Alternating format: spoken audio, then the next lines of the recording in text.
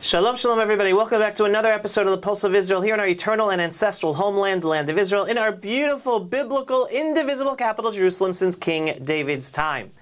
Today is going to be something a little different. I am going to be interviewed by Natalie. And I hope you enjoy this because Natalie reached out to me about wanting to interview me about my Aliyah story. So I have no clue where this is going. So I'm looking forward. And I hope you enjoy as well. And if nothing else, I hope you come away inspired and understanding how moving back home to our ancestral homeland does not have to remain a dream. You can make it a reality. And if not for yourselves, talk about it to your children and your grandchildren. Now is the time. We just finished Passover, and we say at the end of the Passover Seder, next year in Jerusalem, it no longer has to remain something we just say and sing. It is so easy for any Jew today to implement that dream, what our ancestors were never able really to do. So, shalom, Natalie. I'm looking forward. Shalom, Avi. I everything you said, 100%.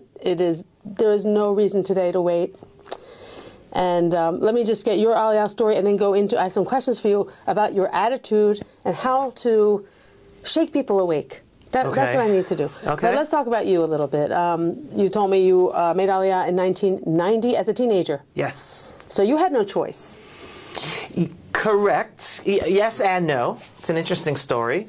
My father was a high school principal for Jewish high schools, and he was looking for his next challenge in the educational field. And he was one of the most respected high school principals in North America, and he was being enticed to go to all different places all over America, different communities, different schools wanted him.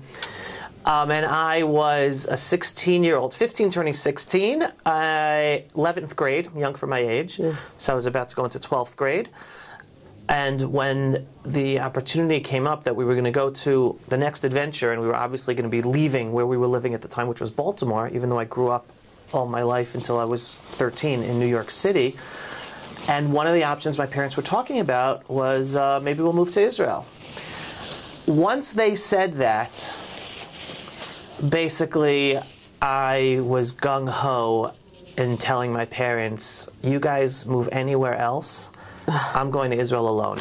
Because once they made that a realistic option for us to do as a family, again, my parents brought us up knowing one day we will hopefully be moving to Israel.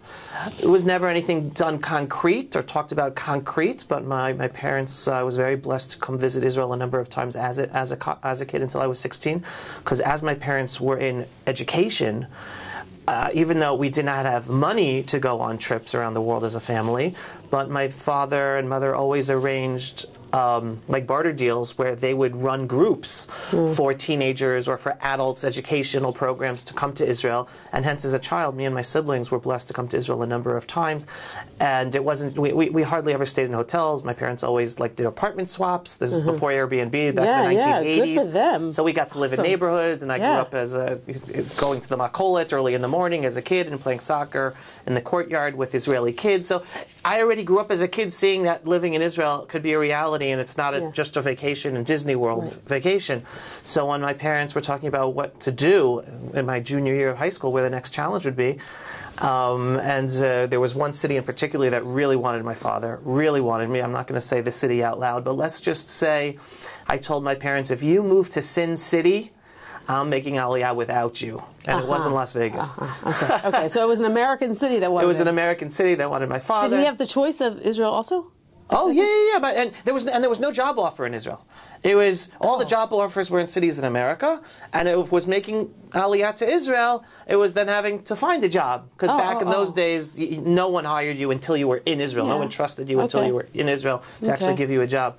And my parents then decided to move to Israel, and we came. So you had all these job offers, and he's like, I'll just take the plunge and Yes, yeah, and I owe my parents a lot. That's also the summer of... That's an attitude your dad had. That's pretty out there. 100%. And one quote I always give to him, and I take my hat off literally to my parents. It was the summer of the first Gulf War, the summer of 1990, for those who remember. And that was a war, like we knew months in advance, like we were told months in advance the war was going to break out. America was going to attack Iraq. And all my parents' family and friends, they were all saying, no, don't go, at least push it off. There's going to be war in the Middle East, war in Israel, rockets firing. And my father had an amazing answer to everybody.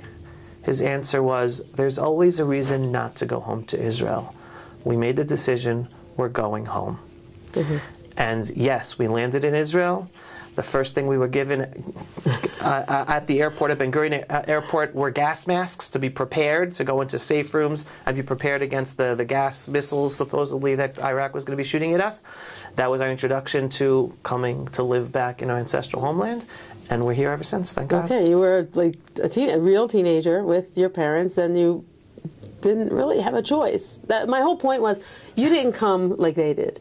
They're more like me, They left their lives, their jobs, their internal, their security, right? And they came here. Did you have family here? Did they have relatives here? No family. My parents were the first, and we come from a very tight-knit family. Thank God, very blessed, both sides of the family. My mother is one of 3 sisters, all lived in the New York, New Jersey area until we moved to Baltimore for the last 3 years before we came to Israel. It was very hard on my mother to leave. Her father was still alive, also living in the New York area. Every holiday, we were always together. Cousins, family events. And again, back then, 1990, long-distance calls were very exorbitant, very expensive. And it was very, very, very hard for her. And I remember one day I told my mother, because she was having a hard time and she was crying. And I said, Ima, right now it's hard, and it's hard to be disconnected from the family, but because we're living here, our family members, when they come visit, they're going to see that living in Israel is real and not a vacation. Little by little, they're going to come and join us. And today, we are 35 years later, over 95% of our whole family on both sides lives in Israel. Oh, you're so We're close lucky. to a tribe of close to 70 members of our family have all replanted from the exile in America and returned to be a new tribe of Jews here in our ancestral homeland. You were the leaders. You guys were the leaders. Yeah, my parents led the way. That's great. I love that. But I do have to add, I did make Aliyah a second time on my own. Yes, you mentioned that. So what did you do? You went back to the States to... I never planned on going back to the States, but I was blessed to meet my wife. We were set up by a close mutual friend who thought that we were perfect for each other, and thank God we are. She was living in America. I was in Israel at the end of my army service, and we decided to give it a... She came on to Israel on vacation for 2 weeks. You met her here? We met here. Wow. We had like one and a half dates before she flew back to America. Let's just say we made a long-distance relationship out of it until we decided to get married. And it was a first date question whether she wanted to live in Israel. And she basically told me, I'm only going out with you because I understand if I go out with you, I'm living in Israel. Okay. I never wanted to return to America. I wanted to stay here in Israel. But when we decided to get married, our first compromise as a married couple was she was still in the middle of graduate school and she did not want to leave her family and get married at the same time. So the compromise was we'd live in New York, she'd finish her school. I had to start school because I was just finishing the army and yeshiva. So we'd both do our school, she'd be near her family, and after 5 years, we'd come back to Israel. Okay. And that's exactly what we did. Good, you did. Thank goodness you did. Okay, I wouldn't call that Aliyah twice. I would say... You went to the States a little bit and came back. I was just answering, yes, but for the let's put it this way. It wasn't hard the second time. For me, it wasn't hard. But let's just say this: a lot of my parents' friends in Israel, when they heard that I was getting married and moving to America, they were all saying, "That's it. He's gone. He's never coming back." Because there are plenty of kids, especially kids and teenagers, who were taken to Israel because of their parents' decision, and then whatever hardships and challenges that never really fit in here, that they do go back to America, and that was very much a real fear. But I told my parents, "You guys, don't you know me? Like that's not going to happen." Yeah, that is a phenomenon, but that didn't happen to you. Thank you. That's good to hear. That's something I do hear on my program, the program I run about Aliyah. It happens. It happens if you go to an Anglo place where the kids are going to not exactly blend in. Where'd you live in Israel when you guys made Aliyah? We moved straight to Efrat, but Efrat was not the mecca of English speakers like it is today. But also I went, I'm very blessed with my story, personally. My siblings were younger than me. They went straight to the school system. And that's that's very hard. High school, elementary school, that's very hard. And back then in 1990, there was no nefesh b'nefesh, there was no understanding in the moitzot of how to help olim or any assistance in the schools. It was like you were thrown into the fire. Sink or swim. Sink or swim. Right. And so for them, they really went through those challenges, and as children, and the psychological challenges and peer pressure and all that. That's very hard, and I take my hat off to them for what they experienced. I was very blessed to be in a different situation because I was a junior going to senior year. And my father was my high school principal in America. When they decided in the middle of my 11th grade that we're moving to Israel, he then assisted me in my school to build a whole second-year program where I took AP courses for the second year of my junior year. So I basically did early admission to go to college. I didn't have to go to senior. I didn't have to go to senior year. You were not a shminist. I was not a shminist. That's a senior in Israel. No, I went straight to yeshiva already with So you were young. Yeah, I basically graduated. Right, I was a 16-year-old. You skipped 12th grade. Right, which meant I went to a yeshiva program where I was still with English speakers for that first year, and then I wanted to get more into Israeli society, and then I decided to go to a Hesder yeshiva where it's an Israeli yeshiva. There are also some English speakers there, and then from there I wanted to totally push myself away from all English speakers, and I switched to a totally Israeli yeshiva where there are no English speakers. Okay. So I was blessed to be able to make the steps on my own, my own integration. Okay, that's very interesting. I usually say, for those of you listening, for those of you watching, that's very interesting. I get a lot of people who are, and I know there are a lot of people just so fearful of not knowing Hebrew and not integrating. And you could be one way before you come to Israel, and you could change. And you did. I mean, you didn't know Hebrew. I guess you weren't fluent. No, and look at you. You were in this very Anglo program, and you, on your own, decided, I don't want it anymore. And that's, I think, a development that happens to many people. It can happen to many people if you are experiencing the right environment. You know, if you go to a place and you, I don't know, kind of give up and say, no, I'm never gonna get the language. That's one state of mind, you know. But if you try, or if something influences you and something can touch you to give you that power and that energy and that strength, you know, you really could, and you did that as a teenager, really. Right. Because at 19 you're still a teenager. Yeah, and I like to tell people I got my Hebrew in the army. Yeah. It was sink or swim in the army. Yeah. And so much so that I used to come home and speak the Hebrew that I was learning from the army, and then people were saying, Avi, you don't use those words. Right. Like, I didn't know what was like right. proper Hebrew and words that are not supposed to be used in normal life, but is used in army life. That's funny. That's the Hebrew you knew. That's the Hebrew I knew. I got it in the army. That's funny. But you know what? You bring up a good point, because first of all, a lot. I mean, hopefully we're talking to families, to parents who are considering Aliyah, may be afraid of it or impact on children, the ages of children.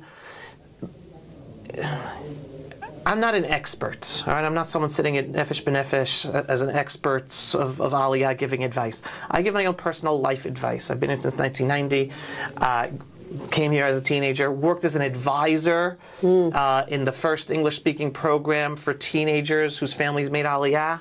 It's actually, it's the first iteration of NCSY Israel was called Nesto. It was set up by my brother and his friends who didn't fit in with the regular youth organizations, Bnei Akiva and Ariel, so they set up their own organization that morphed into become NCSY Israel years later. But I was one of the first advisors of the program, and there were a lot of English-speaking teenagers part of that who were falling through the cracks of society. So I have my life experience and living in Efrat as a teenager, and now still living it as a parent and raising my own family there and seeing the change in Efrat and more English speakers coming to Efrat over the years. My advice to parents is not to pay attention to the age of their children. You decide to make Aliyah, come. Every child is going to have his own challenges regarding what age they come. And sometimes, and I'll just give you a personal thing, it's funny, it's the one child of my wife and I, we have 4 boys. The one who has the most English-speaking friends and talks English the most is the youngest one who... and 3 out of my 4 were born here, right? So you have no clue what's going to happen with your children or what challenges they're going to be. You can assist them. You be as helpful as possible to assist them in one, understanding why it's important for the family to live in Israel, and it's home. And the whole country is the Jewish calendar, and all the Chagim is celebrated by the whole country, and you're not a second-class citizen, no matter how comfortable you are in America. It's not our country, and the whole country is not celebrating Hanukkah or Pesach or Sukkot or Purim, but in Israel you are. It's a natural habitat where children grow up with a natural self-esteem and pride in their Jewish identity, regardless of religious level, just because they're home. I'm drinking in everything you're saying, and I just want to say this. Yeah. When people hear you, and hear me, I think, and watch the news, I don't know if they feel it. I have notes for you, okay?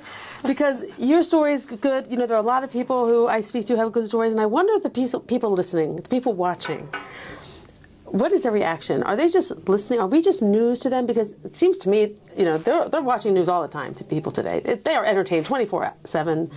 It's constant. And I don't think anything shocks them anymore or really touches them anymore, because the anti-Semitism, for instance, is exploding all over the world, and I don't see a big aliyah, and I don't see a big outrage. So I don't think anything really hurts them until it touches them and smacks them in the face. So all this great stuff you're saying, how your Purim is celebrated here, I'm like, I know it, I get it. I don't think they get it.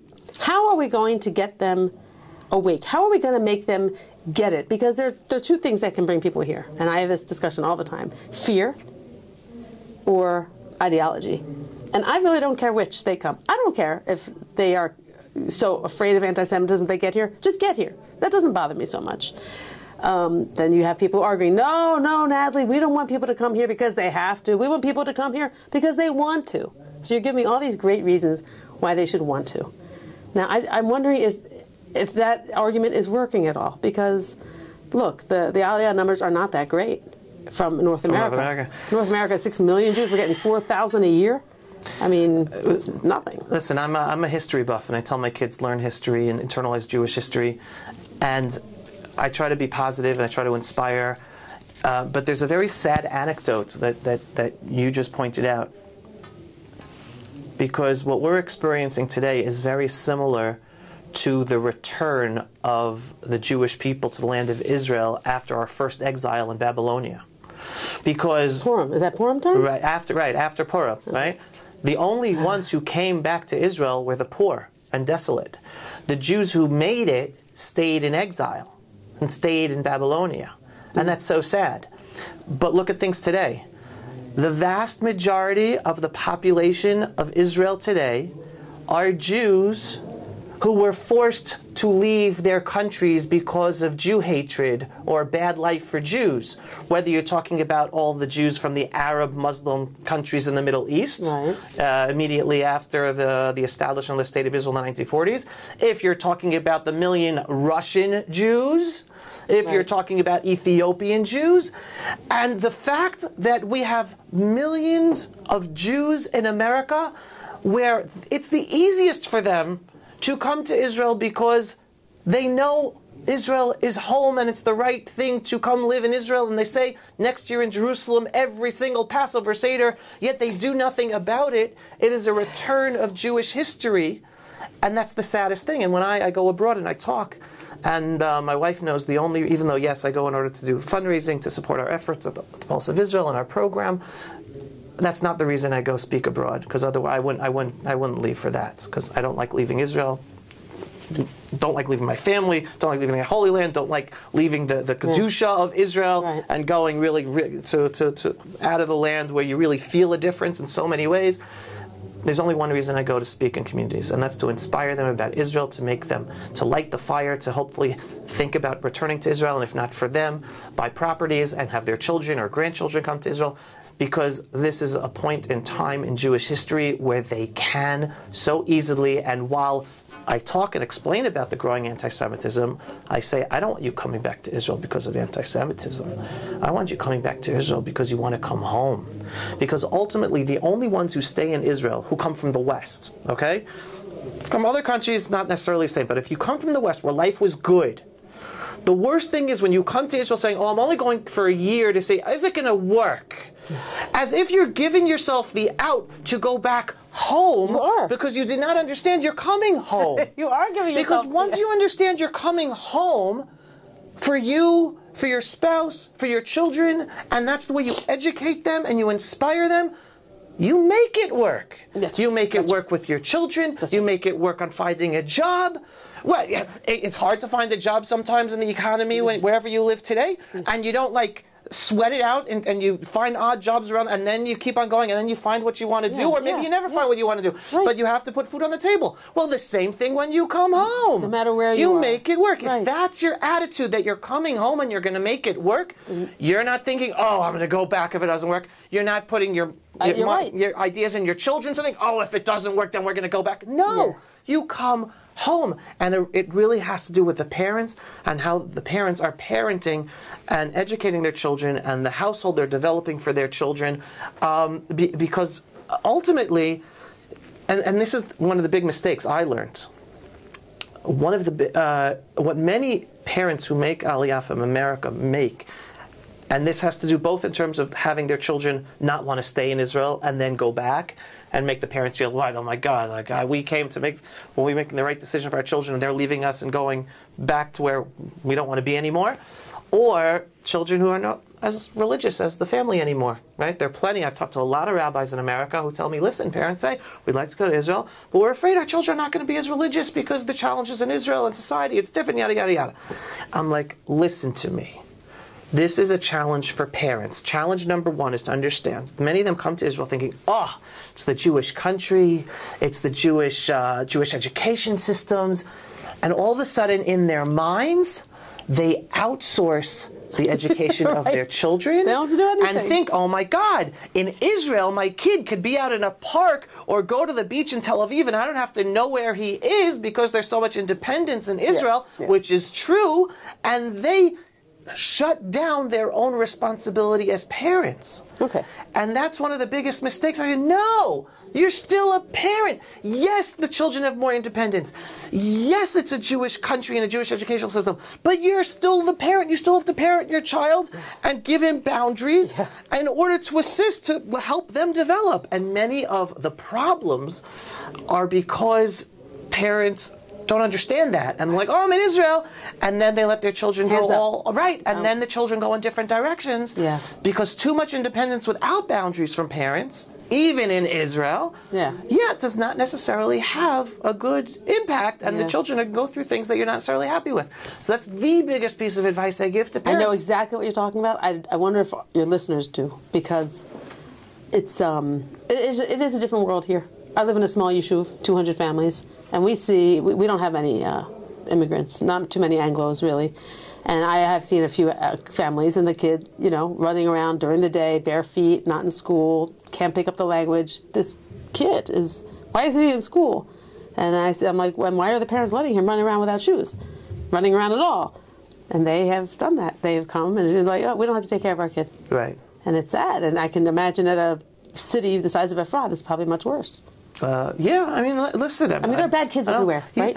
Right, and these aren't necessarily bad kids either, right? I'm just using the term bad kids. Right. Kids going in their own path, not necessarily the path that their parents want. It's everywhere. Yeah. But again, I had talk with rabbis and say, why aren't you talking more to your communities about moving home to Israel?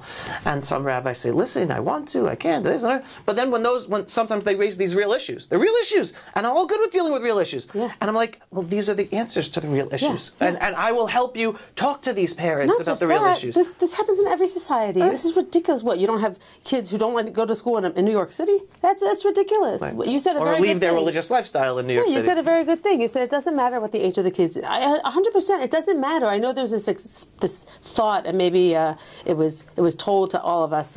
Only come when your kids are young. Only come when that's not true. Or when they're older. Right. No, I know so many kids who've made. And again, thank God I have been in the position to been asked advice from families when they're thinking about making Aliyah. Yeah. And yes, and families with children of different ages, especially ages in high school age. Yeah. And because of my own experience, me and my siblings and knowing a lot of teenagers who made Aliyah, and I give them the advice, and I know a number of families that they're so thankful. And again, you're talking about kids in high school. Right. It's very, very hard. Yes, it's the most challenging age to bring your kids in. Take them out of their comfort of their social life and put them not only in a different social setting, but in a different culture, in a different language, and their self-esteem. I mean, it's very, very hard. Of course, very challenging. But I've thank God I've seen these families and their children when they came and plucked out of high school. And thank God, I imagine they listen to my advice, and they're very thankful. And I see the kids, and the kids are fine, and they're married, and their own families living in Israel. And it's really. It's on the parents. Like, who are you as a parent? Yes, how are you parenting your children? And first of all, we have no control over our children after a certain point in life, regardless of how good of a job we think we're doing. And my wife and I are no different than anyone else. Our children have challenged us in many different ways.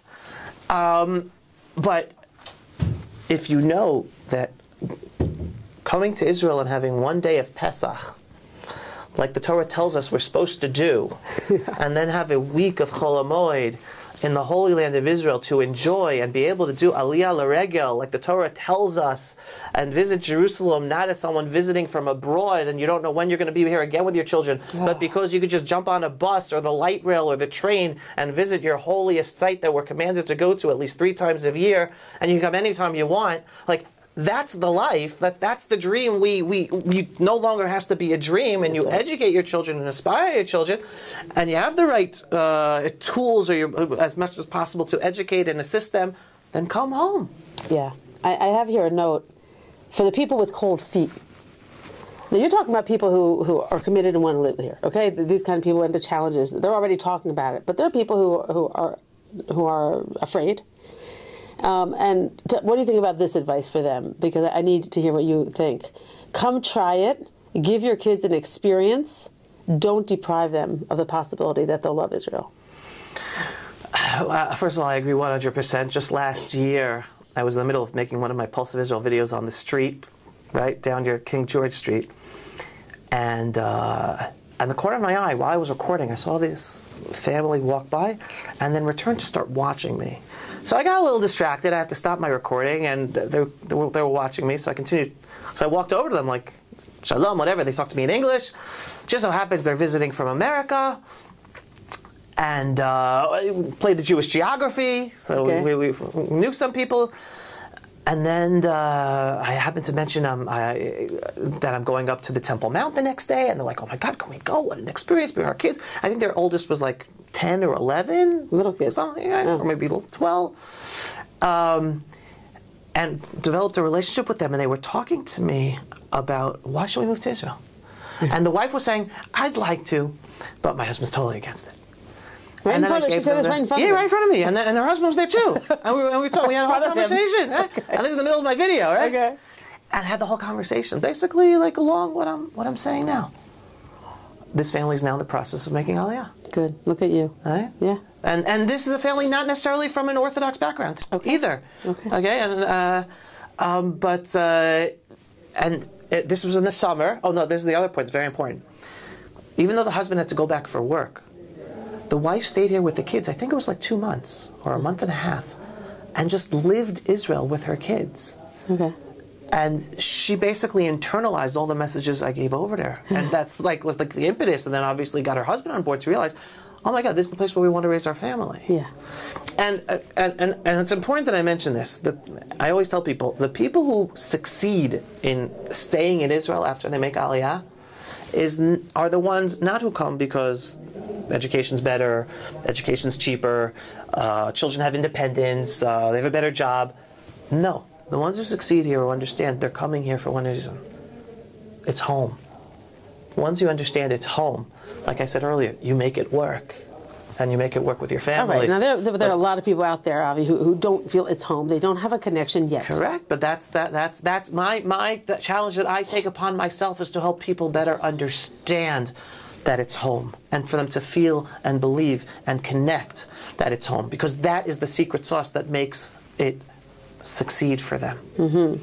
All the other things, why they might be good reasons, if you don't truly, and again, regardless of religious level of observance, you can have someone who's not necessarily religious but understands Israel's the home of the Jewish nation and the Jewish people, and they're going to be here and stay here longer than a religious family from Bnei Akiva that, for whatever reason, they had issues that come up and they go back. Yeah. Right? So it doesn't have to do with religious level. The secret sauce is the deep understanding for you and your family that Israel is home. Well, that's interesting. To say it is one thing, but to feel it is something else. And I think you really can only get it if you're here. And there are people who learn religious, not religious, learn about Israel. I hate it when people throw, high-tech nation. Well, there's a lot more than just high-tech nation. We're very old people. And you don't have to be religious to know that. And you don't have to be so knowledgeable about Jewish history either to know that this is our home. But once you're here, and I'm talking to people who have never been here before and who do not go to Hebrew school and don't know much about Israel. Once you're here, you really do feel it. You really do feel it. You feel it as soon as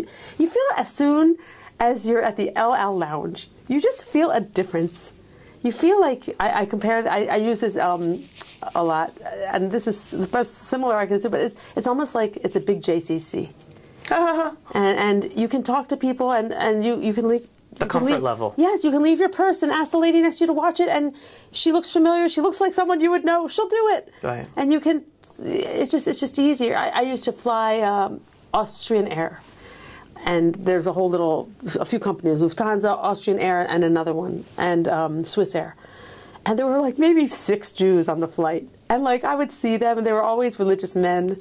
And I was the one woman, and I would see them kind of huddled together, not really sure what to do. And I would like lead the charge and get them to the next gate because I knew where to go. And if we had to rush, and you have to hurry, I would always say, I knew English. I don't think they spoke English. Right. And you feel like you're with a little club. Right.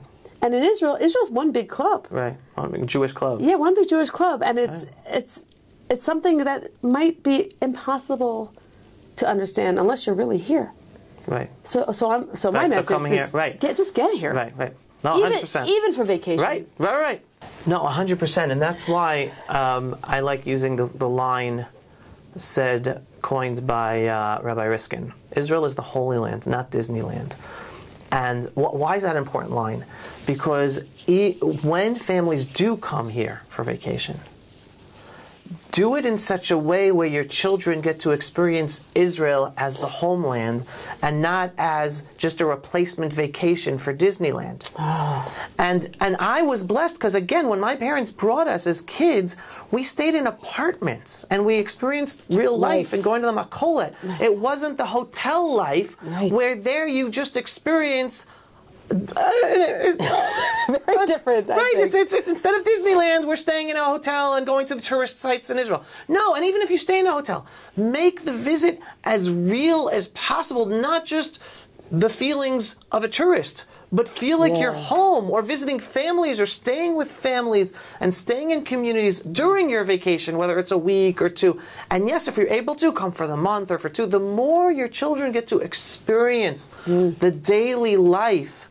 And obviously, and here's another thing, like it's always wonderful when you see families come for Sukkot and for Pesach, or even Shavuot, but when they have that hotel experience and keeping 2 days, okay, without going into the halachic issue of that, they are saying to themselves, forget about the world, I don't really belong here. Yeah. And their experience is different. Yeah.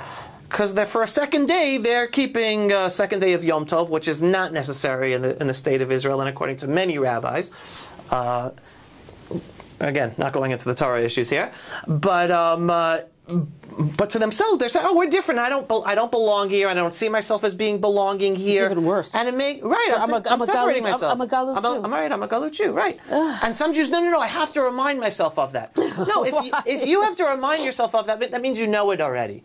But you're taking away from yourself the opportunity to experience Israel at what I call as a Jew maximizing his identity. Yeah. Because you're taking yourself out from really experiencing the holiday as it's supposed to be done in Israel, showing that you're different. Okay, Avi, you're talking about people that are already here. What do we do? What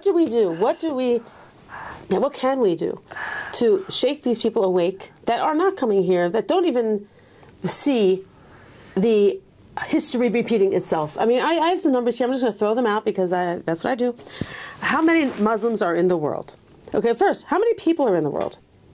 Hundreds of billions. Okay, 8.2 billion is the world population. Okay. There are 195 countries recognized by the UN, and there are 57 Muslim countries. Right. All right, 195 countries, 57 of them are Muslim. 8.2 billion people in the world. Of those, what is the largest religion? Islam. Christianity. Oh, Christianity. Christianity. Okay. But not by much. Christianity, 2.3 billion, and Islam, 1.9 billion. That's very close. They're gonna not just catch up. Yeah, they're gonna surpass. They're gonna surpass them. And they're having babies very quickly, and they're all very young, and they are taking over Europe, and they are taking over North America. Now, all Western countries, Australia, New Zealand. Frightening. Now, if nothing about what you just said, this is our home, it's so great here, is going to work, I would think that would work. I would think that would start scaring people, and I don't understand why. What has to happen next? I mean, I'll say one more thing. Yeah. The whole world is on fire with anti-Semitism. All it will take is one event. And in an instant, things can change. Mm-hmm. Now take that, what I just said, with the population. And I don't know numbers. I don't know how many people are in America, for instance, and how many Islam. But it's not great. So first of all, in terms of anything can happen and things can change, and all of a sudden there might be no flights to Israel and you might not have the opportunity. I mean, we already experienced that reality with COVID. All of a sudden, quarantine, lockdown, no flights, and all of a sudden, even if you wanted to come to Israel, you couldn't come to Israel. So it's already been done, and it shows that it could happen. Some other dark swan event can happen. Why don't people seem to remember that? Because reality is reality, and the psychology of a person who wants just to be comfortable and be happy where they are. And listen, the bottom line is, America. This is for everybody. For Jews all over the world, we've been in exile so long. What I try to tell, and I try to tell this to children especially, I'm like, in America, when I talk to them, you're Jewish, you're not American. You're a Jew who happens to live in America right now. Your grandparents or great-grandparents, they weren't in America. No. Their great-grandparents or great-grandparents, they weren't from their countries. We're the wandering Jews. You are deluding yourself, and you've allowed yourself to be deluded to think that you're American. You're not American. You're a Jew who happens to be living in America, and you have an American citizenship right now. But I promise you, your grandchildren or great-grandchildren are not going to be American. And or they're not going to be Jewish. And the only ones who are going to be Jewish and still alive are going to be in Israel. Right. Right? But it's hard for them to hear that, and it's hard for them to hear that because people, I'm American. No, you're not. You're Jewish who happen to live in America right now and you have American citizenship. You're not American. You're Jewish. And that's hard for them to hear. Yeah. And again, and we've been blessed. And again, I have American citizenship, right? And I'm blessed to have been born and lived in America during the golden age, probably the most golden exile of the whole Jewish people throughout history. And I am so thankful to the United States of America for being what it was. It's not necessarily that thing anymore, and it's probably never going to return to be what it was that we were blessed to grow up in. But that's not my homeland. Israel is my homeland, so thank you for what you gave me, but I'm not American. I'm Jewish. I just happen to live there and have American citizenship. But I'm a student of history. And you don't have to be a student of history to know this because we have this already in existence today. Before getting to today, the Holocaust. What? There weren't people screaming, get out of Poland, get out of Germany for years? For years, as the Nazis came to power and passed anti-Jewish laws, and then the Jewish organizations and the rabbis and the right? They all said, no, stay, everything's going to be okay, we'll get past it. Right?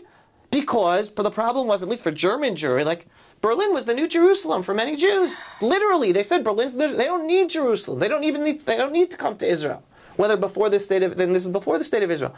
And this is throughout Jewish history. But today, how many years has the Muslim population in France been growing in their actual violence and danger for the lives of Jews who live in France?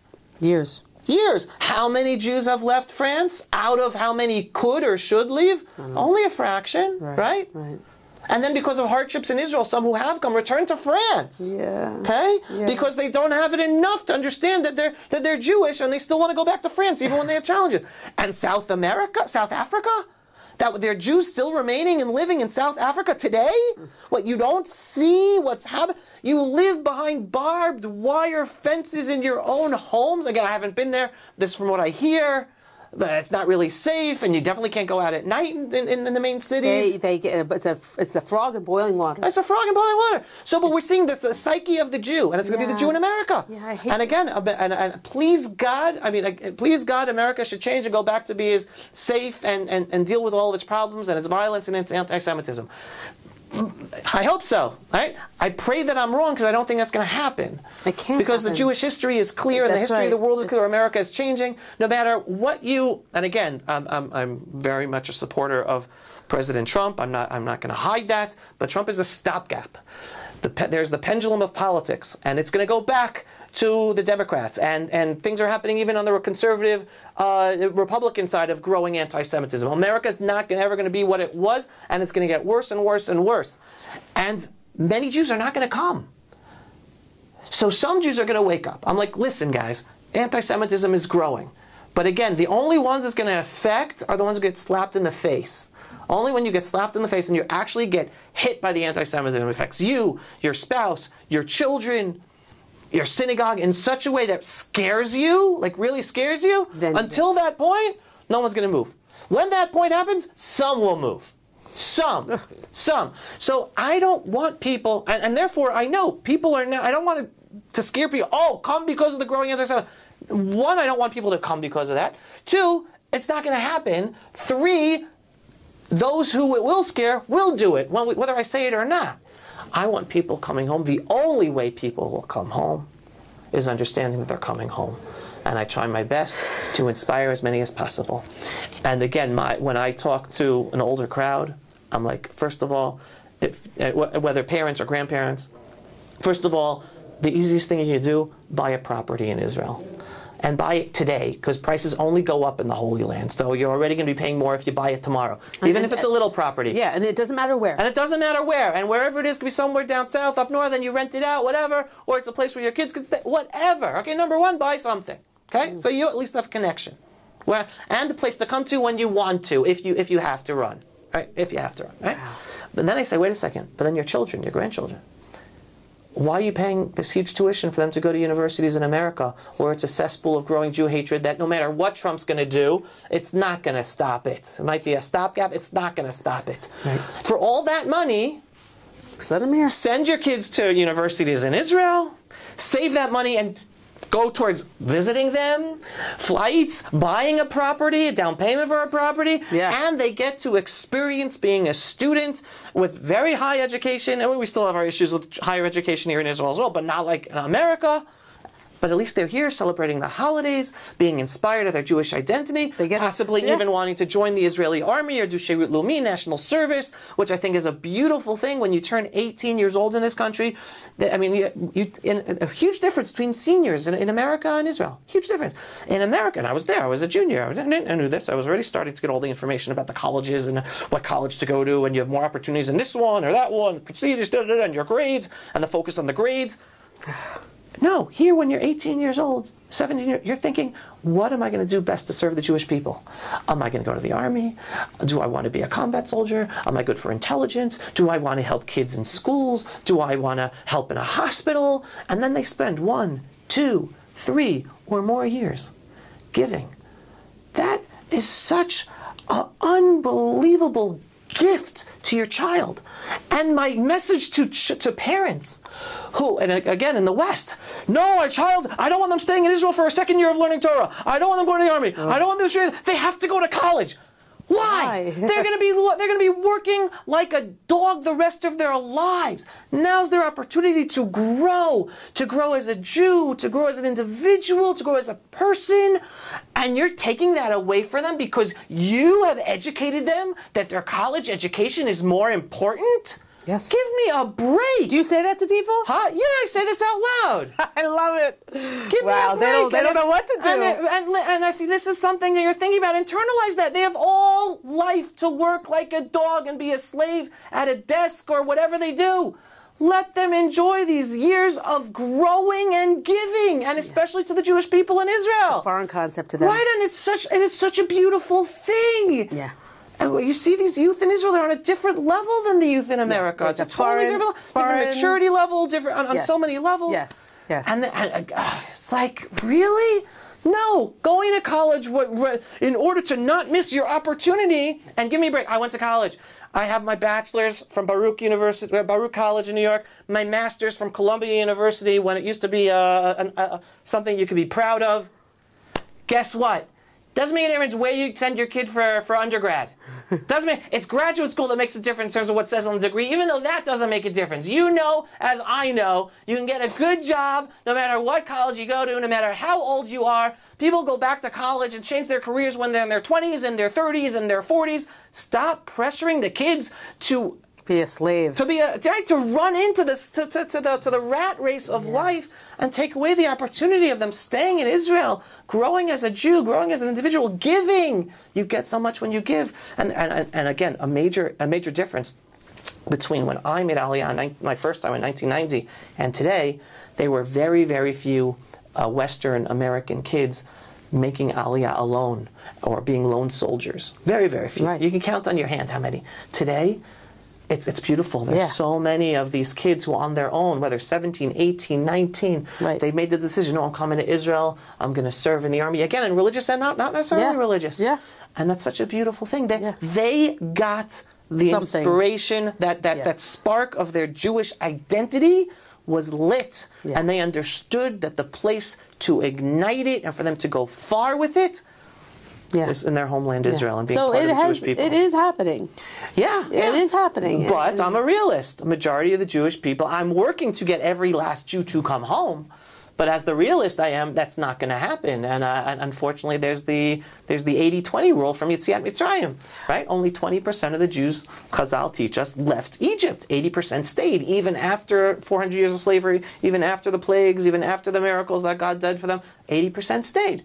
So I'm working to get 100%, but I'm not deluding myself. As a realist, we have the Egyptian story to tell us. Unfortunately, many Jews are just too scared of making that jump, and they wait till it's too late. And if they're not in the religious realm, all right, because I believe religion is I don't believe we're a religion. I believe we're a nation. The religious aspect of Judaism is part of our identity, and that's the secret sauce that helps us continue forever and pass on our identity from generation to generation.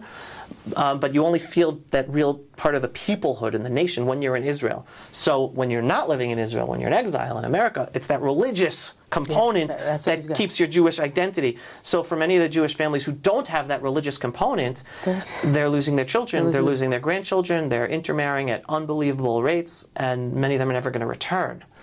At least the religious community have the religious component, but still, even the religious component, that's not enough. I grew up in modern Orthodox circles in New York. I can't tell you how many families and educational institutions in the modern Orthodox system are more progressive in their worldview and more open to the open tent philosophy of even allowing the voices of anti-Israel. And many students graduate, and whether they leave religion or they turn anti-Israel even after growing up modern Orthodox or coming to Israel for a year and studying, but then going back to the universities and the cesspool of brainwashing, of Marxist, Islamist brainwashing, turns a lot of Jews, even kids from religious homes, against their Jewish identity, against Israel. It's like, why do you want to send your children to that? Some will survive, but not all do. Like, why do you want to take that chance? At least come to Israel and come be home and deal with the challenges here. Yeah, the opportunities are here, and I mean, there are English programs more and more all the time, and more universities all the time. And you said something funny. You said, go to college. You have to go to college. It doesn't matter what college. Well, let me tell you something. You don't even need to go to college necessarily. You don't even need to go to college. you know. I know my audience. Americans are, you got to go to college. Well, you know, look. No, I think even in America things are changing today, and you can become a this and become a that, and you can go to trade school, or you could learn, and when you go in life, you know, some of these millionaires and these very successful business people, you know, you learn on the job. You learn by doing. And some of them didn't even graduate college. That's right. That's right. So enough with the college. I think it's overrated. I mean, just to bring it to real life, just the other day, we have a son getting married in a few weeks, and he's talking, and he still has to do the army. He was talking about what he's going to do in life, whatever, and he has to, in the meantime, to make money. He's going to be married. He's like, yeah, maybe I'll be a plumber. And my wife's like, yeah, for sure. Yeah. Everyone needs a plumber. I mean, in Israel, we all the manual labor is done by Jews, and it's nothing to feel bad about. It's wonderful. Good. They do very well. And we prefer having Jews be our employees and do all this manual labor and work, which makes good money too, than the non-Jews who are enemies, who secretly want to get rid of us. Yeah. Don't secretly, not some of them, not even secretly, but especially when they're living in our homes, when they're working in our homes, they're secretive about it. But nothing to be embarrassed about. All the hard labor and feel pride, and it's building up the land of Israel. Sure. And so many kids today. And again, I'll bring this issue in. We're talking. I live in Efrat, Judea and Samaria. One of the most amazing, positive phenomenon taking place in Judea and Samaria today, which either doesn't get talked about or is denigrated and demonized, are the unbelievable youth developing these farms in Judea and Samaria. Right. They are there totally for ideological reasons, to save the land so that the Arabs don't take it over and use it against us. And they are literally putting their lives on the line. You're talking about teenagers and young married families who are literally not sleeping at night in order to protect their farms and the sheep and the goats. Yeah. And they are protecting the whole Jewish people. Right. Because again, Gaza happened because we pulled the Jews out, and then rockets are on the whole country.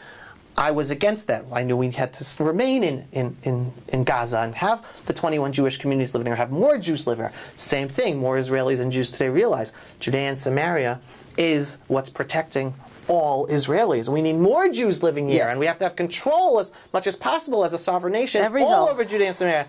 And these young kids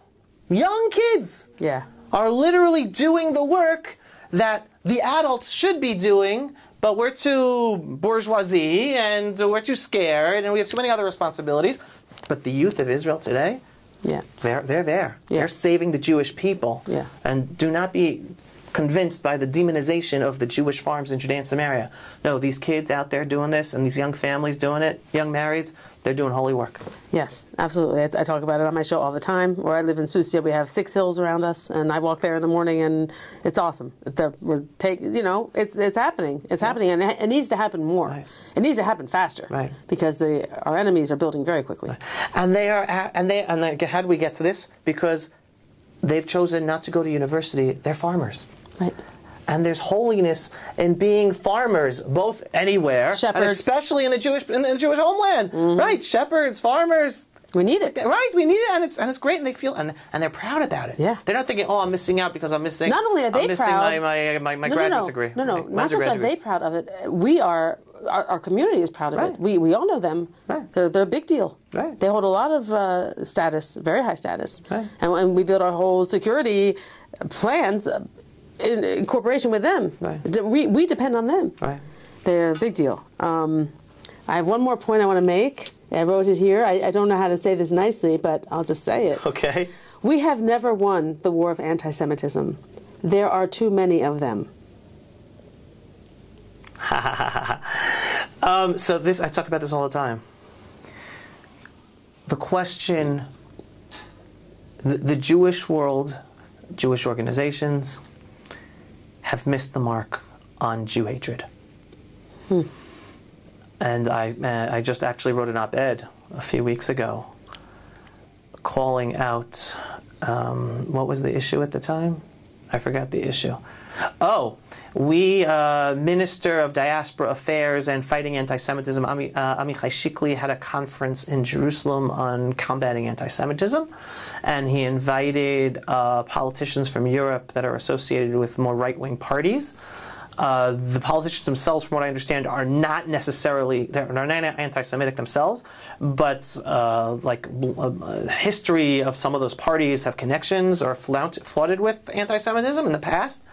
So major Jewish leaders around the world, including the chief rabbi of Britain, decided to boycott this Israeli government conference on combating anti-Semitism because this minister is doing it all wrong by inviting European politicians from the right who are standing up for Israel and the Jewish people more than any of the elected officials, prime ministers of any of the Western European governments and political parties, who are all basically anti-Israel and always calling for the establishment of the two-state solution and propping up the Palestinian Authority and supporting non-profit organizations that support terror. But no, they all ignored that and they all decided to boycott the conference.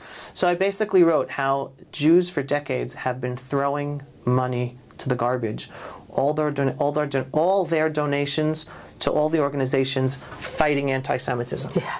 Because you don't fight anti-Semitism. You empower Jews to deal with the reality of the existence of Jew hatred that always was, always is, and always will be. History is the wave. Sometimes it goes up, sometimes it goes down. It's always going to be there. That's the DNA of society. And Jews and Jewish leaders and organizations are deluding the public into thinking we can fight this. No, you can't fight it to get... It's always going to be there. You don't fight it.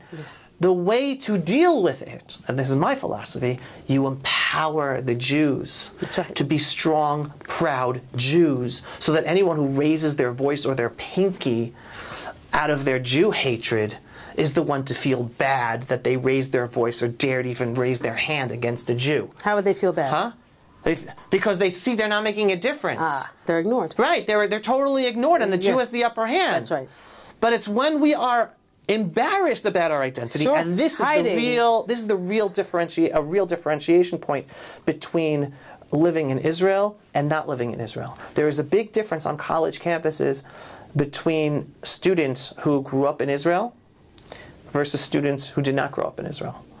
The students who grew up in Israel, they are stronger, more again, generalization, but in 99% of the time, more confident in standing up and being active and going on the offense against the growing Jew hatred, whereas a majority, not all, but a vast majority of the Jews on any given college campus, they prefer to lay low, to be quiet, right? The ones who do not grow up in Israel, and to just go on with their college life. Right. And some of them even join the anti because they're so embarrassed about their Jewish identity and about Israel. Right. And very, very few of them have the pride in their Jewish identity to be active and go on the offense. Whereas on a percentage level, vast majority of those who grew up in Israel are able to do that. And that pride comes from what? It comes from the air of living in Israel. It's knowledge. It's like this historical knowledge, holiness, that actually like seeps into you when you're here. And this is also for non-religious Jews. Correct. Religion has nothing to do with it. Right. You could be raised on a kibbutz near Gaza and be as left-wing as you want. Right. But you still know. And that's why I'm saying we got to get them here. Right. So again, the biggest way to deal with growing Jew hatred and it's education. But let's clarify. Okay. Because most of the money out there is about educating the non-Jews about Jew-hating anti-Semitism, Holocaust education, Holocaust museums, right? Creating allies with all the other marginalized communities. I'm like, no, all that money is thrown to the garbage. October 8th, and this is very important for people to internalize and remember. The protests against Israel started on October 7th, October 8th, supporting Hamas's massive infiltration, massacre of innocent Jews. The Israeli army did not start our counteroffensive militarily for around 2-3 weeks later. But the protests already started on the streets of New York, on Los Angeles, on college campuses. It had nothing to do with how we reacted. It had to do with outright support for the absolute massacre and genocide of Jews. That is the reality. And the only and it happened from all of all these Jewish organizations, all the allies, right? All the allies, all the LGBT, all the Black Lives Matter, all these groups the Jews stood up with.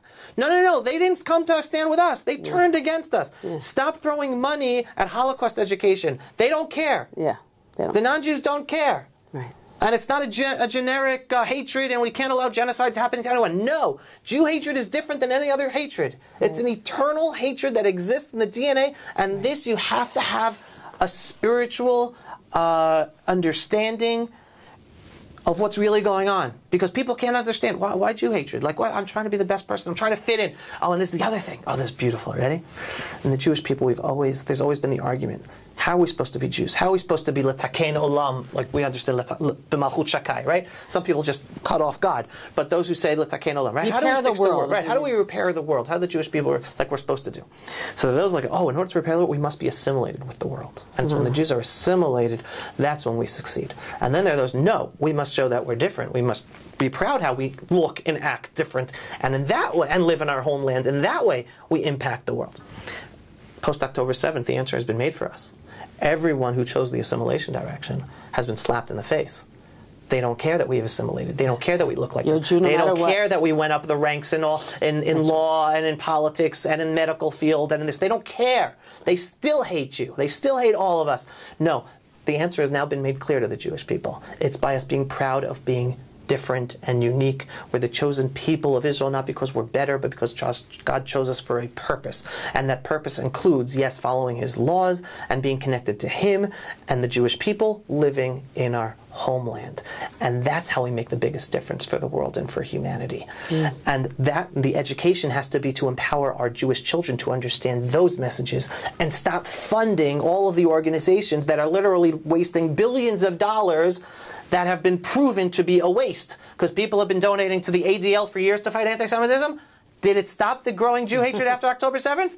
No, and people are still donating to the ADL. Why? I have no clue, and it's not just the ADL. And all these Jewish organizations fighting Jews. Let's study it. Let's study anti-Semitism. Stop studying it. Topic. Right. Stop studying it and pour all that money. And I'm one of these organizations focused on empowering the youth. That I'd love this money. If only I could have the millions of dollars to empower the children instead of all of it going wasted on all these other or major legacy organizations, and empower our Jewish youth. Not when they go to college. Not even in high school. Let's empower them already in elementary school with their Jewish identity. And because when you think about it, the bottom line, our Jewish educational system, again, outside of Israel, we're not doing a good enough job. Terrible. These kids are not proud enough in their understanding of their own Jewish identity and their connection to Israel to grow up so they're ready when they're in high school, they're proud Jews. And believe it or not, sometimes the proudest Jews are the ones who go to the public schools and not the Jewish private schools. Because when they go to the public schools, they're forced to accept their Jewish identity and being different and having to stand up for themselves. As opposed to the bubbles of the Jewish and even Orthodox education system that they're still politically neutered because of political correctness and progressivism, that they're not able to do a good enough job for the kids. And they go to colleges not given the correct ammunition and the tools to be able to stand up and be proud Jews and understand their true identity and their connection to Israel. Wow, it's like you're only going to become a fighter if you're beaten up. Sometimes. I mean, again, there are plenty of Jews who go to public school who do not go in that direction. But you only... But the job is not getting done. And the education and the pride isn't there. Because the assimilation keeps happening. Right, and there's no fighting assimilation. It's just going to get worse. It's so depressing. I mean, you're one person, okay, and I'm one person, and there are a few of us who talk about this issue, but not that many. Right, I recently went to the NRB. It's I think I told you, a Christian. Yes, yes. Now that place that's been going on for 80 years. I could not believe it when I heard that, and they were not. I'm sure not every Christian broadcaster was at that event, but there are a lot of them. We have you. I mean, like a handful. Right. A handful. And then I think of who's even watching these stations. Which Jews. Right. Not enough. Right. Not enough. Not enough. And again, because we put out these messages, we're heavily censored by social media, so we're not even able to reach the masses that we want to reach, and it's a challenge, and it's all an issue of money and having enough money to reach even more Jews. But I'm a believer. I believe everything is for a reason, and I'm at this point in time doing what I'm able to do at this point in time because this is where I'm supposed to be. I'm reaching who I'm supposed to reach. Okay. And please God, and it's growing. Little by little, it's growing. And reaching who I'm supposed to reach, and they're reaching. And again, I know it's not just me and who listen to me, but I know plenty of people who do listen to my Pulse of Israel programs. They share my programs with a lot of people. Good. So how much they're all listening or not listening, don't know. But our job, there's a message my wife and I teach over to our children. The only thing we control in life is our own actions and our own reactions. Everything else we have no control over. So it is a waste of time and energy to complain and be sad and be depressed about things you have no control over because you can't change them. The only thing to be upset about is something you have the control over to make a difference and change. Right. So I don't focus over where I'm not yet or I'm not reaching. I focus who I am reaching. And please God, with that, keep on growing and keep on making a difference and reaching as many Jews as possible to be inspired, to be inspired by the Jewish identity and the unbelievable redemptive process we are going through as a people here in ancestral homeland, beyond the headlines, which are much more depressing and demoralizing and don't even really explain what's really going on for people to really understand the undercurrents behind it all. Well, you're very humble, and those words are helpful, but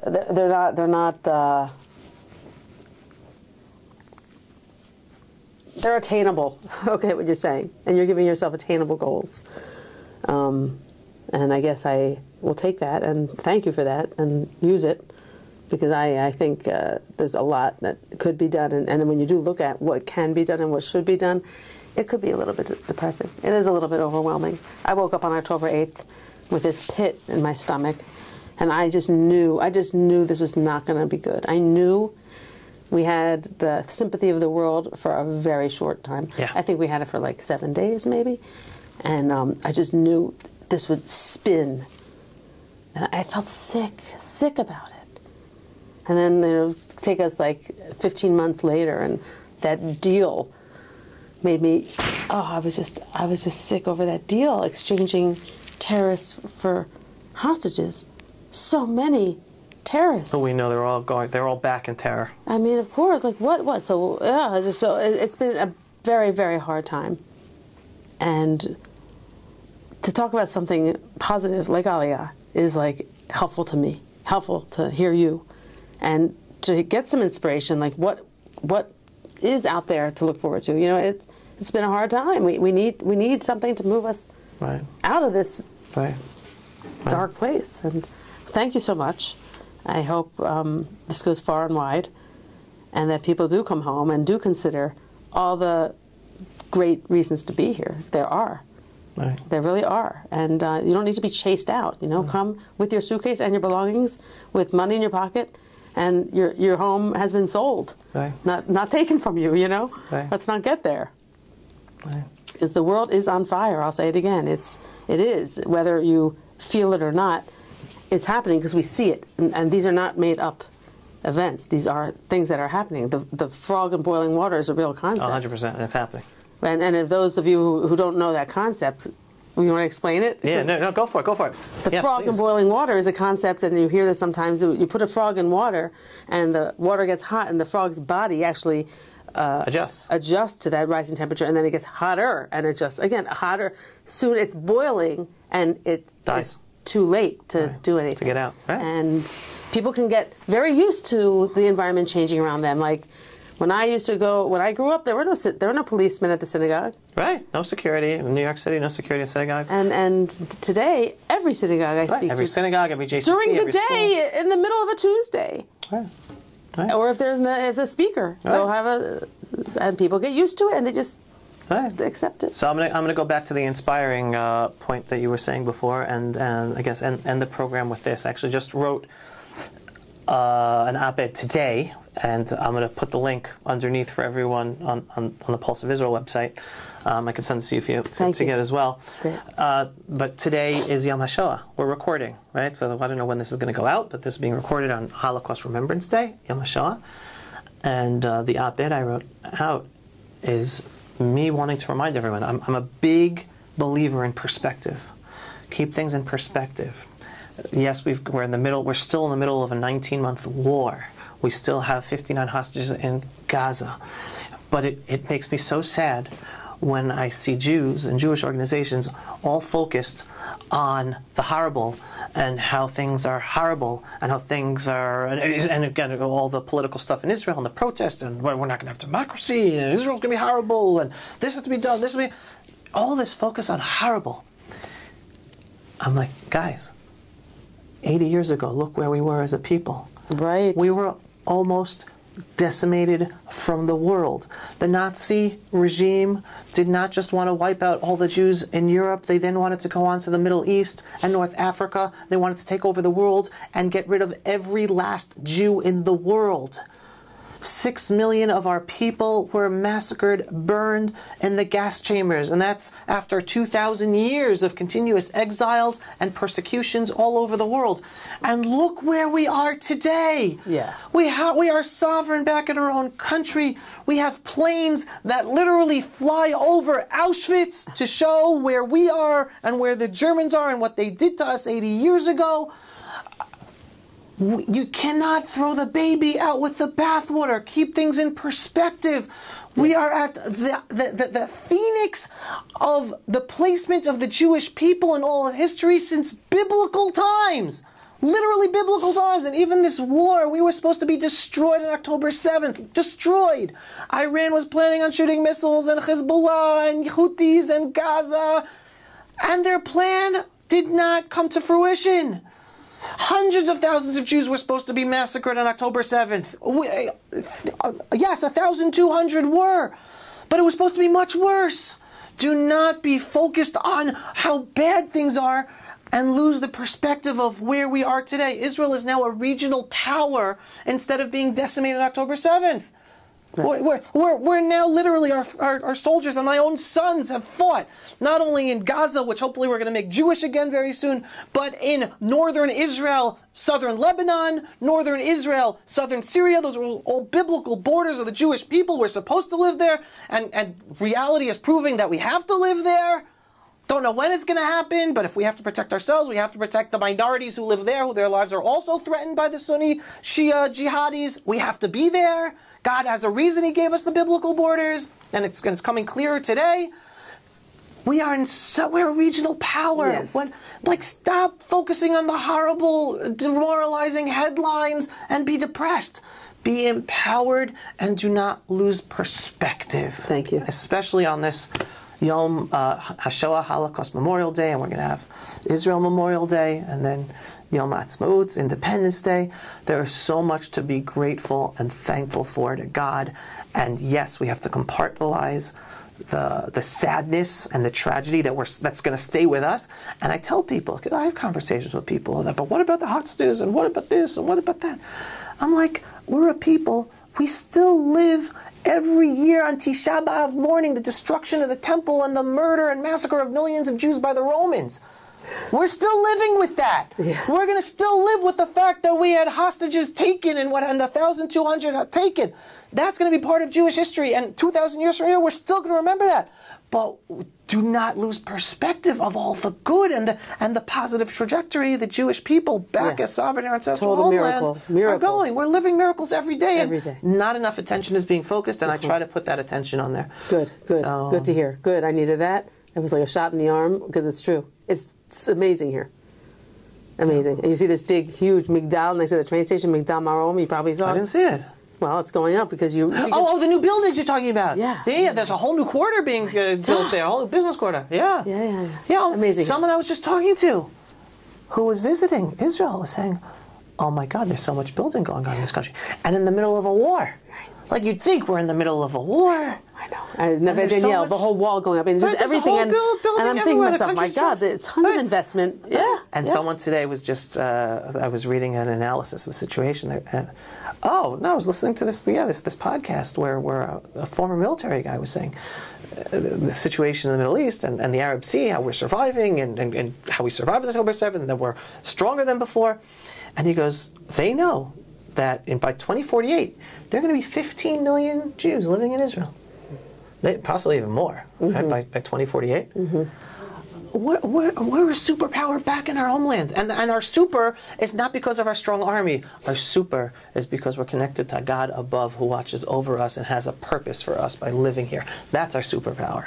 And only now, I'm a student of Rav Drukman from Or Etzion Zecher Tzadik Livracha, and he's always talked about how the first stage of the redemption process, of the Gula process, of the Jewish people, building the physical state for the Jewish people.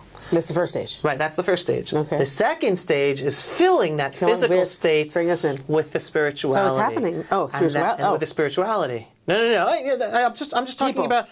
I'm not referring to the people. I'm referring to the aspect of the Jewish state of Israel. Okay. Meaning, like, up until now, because we were just talking about all the building, we're still building up the physical state. Yeah. We have the state institutions, but it's now 76 years in. I mean, this is really what's going on a larger scale in terms of the protests and what's going on in Israeli Jewish society in Israel. It's about who we are. Who are we? Why are we back here? And that's the spiritual realm. And it's now that we're working on filling the spiritual realm of the Jewish state of Israel to fulfill ourselves. And yes, we want as many Jews to be here as possible to be part of this historic, redemptive, miraculous process. So it's not just you and me, but it's all the Jews. Yeah. Come home and be part of this, and have your children and grandchildren be part of it. Yeah, 15 million in a couple of years. Okay. Yeah. I think it'll happen. Oh, it's definitely going to happen. Yeah, it's very exciting. It's going to be a big Yom Ha'atzmaut. Right. Big Yom Ha'atzmaut, a bigger Israel, a lot of big. A couple neighborhoods. Okay, Yofi. All right. So, Natalie, thank you so much for this interview of me. I very appreciate it. I didn't have to do anything. This was easy. I enjoyed it very much as well. I hope you enjoyed it. And if this is story and this is an interview with messages that you believe are important, please share far and wide with everyone you know, and especially if you're Jewish, with all your Jewish friends and family.